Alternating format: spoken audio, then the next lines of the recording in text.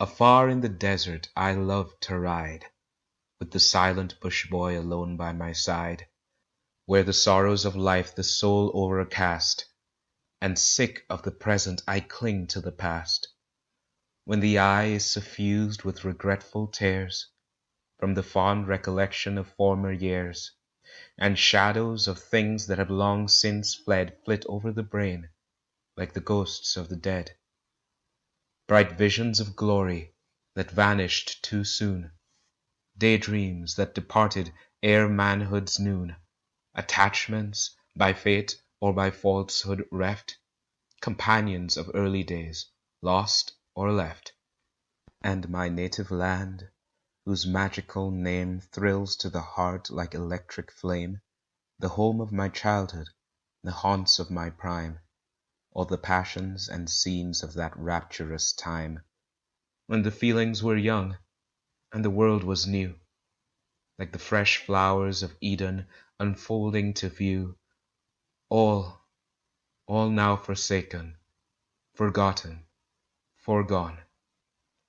And I, a lone exile remembered by none, my high aims abandoned, my good acts undone, aweary of all that is under the sun,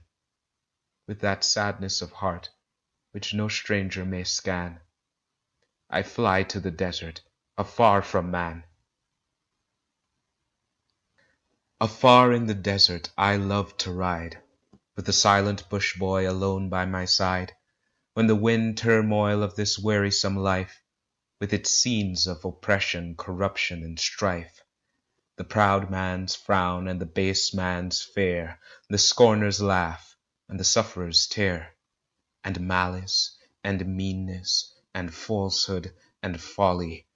dispose me to musing and dark melancholy, when my bosom is full, and my thoughts are high, and my soul is sick with the bondsman's sigh. Oh, then there is freedom and joy and pride, afar in the desert alone to ride. There is rapture to vaunt on the champing steed, and to bound away with the eagle's speed, with the death-fraught firelock in my hand, the only law in the desert land. Afar in the desert I love to ride, with the silent bush boy alone by my side, away, away from the dwellings of men, by the wild deer's haunt, by the buffalo's glen, by valleys remote where the oribi plays, where the gnu, the gazelle, and the hartebeest graze, and the kudu and eland unhunted recline, by the skirts of grey forest o'erhung with wild vine, where the elephant browses at peace in his wood, and the river horse gambols unscared in the flood, and the mighty rhinoceros wallows at will in the fen, where the wild ass is drinking his fill. Afar in the desert I love to ride, with the silent bush boy alone by my side, o'er the brown karoo, where the bleating cry of the spring box fawn sounds plaintively, and the timorous quagga's shrill whistling neigh is heard by the fountain at twilight grey, where the zebra wantonly tosses his mane, with wild hoofs scouring the desolate plain,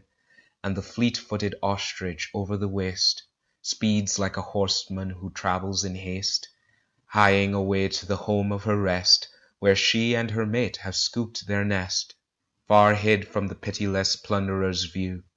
in the pathless depths of the parched karoo. Afar in the desert I love to ride, with the silent bush boy alone by my side, away, away in the wilderness vast, where the white man's foot hath never passed, and the quivered Korana or Bechuan hath rarely crossed with his roving clan, a region of emptiness, howling and drear, which man hath abandoned from famine and fear, which the snake and the lizard inhabit alone, with the twilight bat from the yawning stone, where grass nor herb nor shrub takes root, save poisonous thorns that pierce the foot,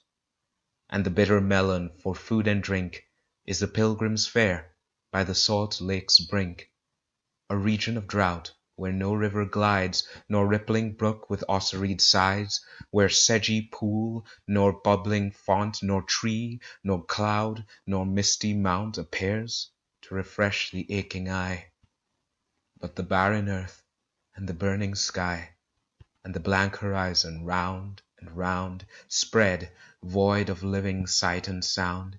And here, while the night winds round me sigh, and the stars burn bright in the midnight sky, as I sit apart by the desert stone, like Elijah at Orib's cave alone,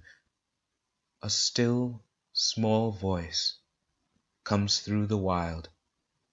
like a father consoling his fretful child, which banishes bitterness, wrath, and fear, saying, "Man is distant, but God is near."